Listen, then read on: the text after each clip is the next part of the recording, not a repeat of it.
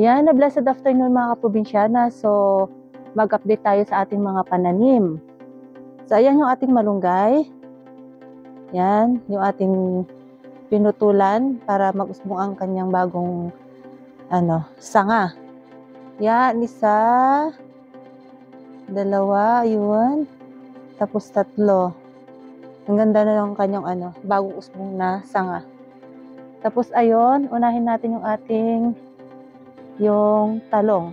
Yun, may bunga na siya pero parang hindi siya masyadong lumaki. Yan. Yung punla din na sili, hindi siya masyadong, parang dadalawa lang yata yung lumaki. Ayan. Tapos yung ating pakwan. Yung pakwan po ay lumaki siya o lalaki na. Yun. Diba? Yan. Kulang na lang natin ng kulang na lang ng abono. Yan. Yan. Diba? Lalaki na. There you go. Kompleto po yan. Tumubo lahat. Tapos ito yung ating yan. Pinalibutan natin yung dates. Kamote. Yan. And then yung ating ampalaya. Ayan, no? Ang dami na yung ampalaya natin. Yan.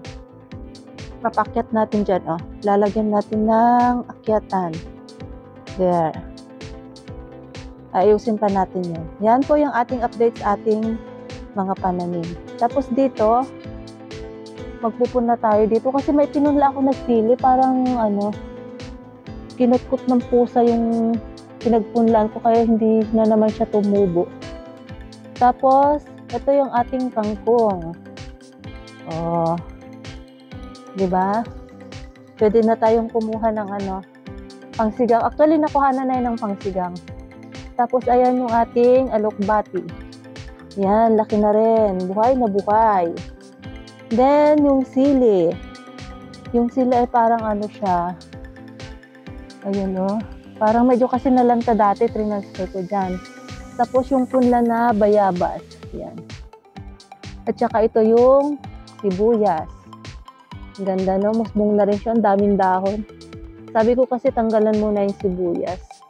I mean yung dahon niya. Tapos yan yung kamatis. Yan, namumunga siya. Lilinisan natin yun, tatanggalin natin yung damo. Ngayon, tapos magdidilig din tayo. So, ayan. Magdilig muna tayo mga kaprobinsyana ng ating mga halaman. Yan. Yan po yung ating munting halamanan sa ating bakuran. Yan. Ganda po niyan pag lumago na siya. Yung dates, namumunga na rin. Yan. Ganda, diba? Tignan natin dun sa harap. Para makita natin lahat yung Yun. Yan yung ating munting halaman sa ating bakuran. Ganda, no? Yan.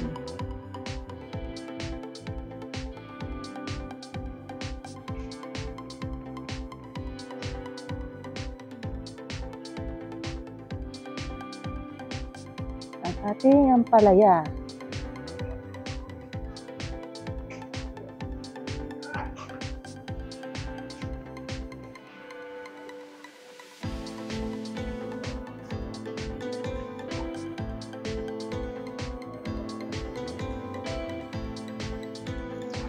Yan, didiligan na natin ating mga halaman. Ay, tapos ko na pala yan. Ito, pwede nang bawasan to, pang sinigang. At, may isa pang watermelon dito. Ito, yan. Naabot kaya doon yung Tapos ko na tong diligan. Dito. Sa ating mga kamote. Tapos na yan. Tapos na ang ating watermelon.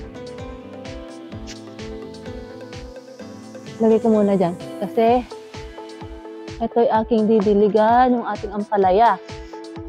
Ito.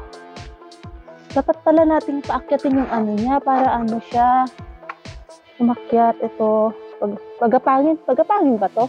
Paakyatin. Kasi paakyat naman yung ano niya.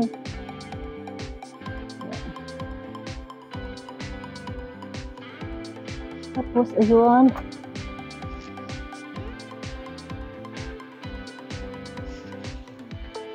So, ayan mga probinsyana. Ganda na ng ating mga halamanan. Bye for now. Dilig-dilig muna tayo.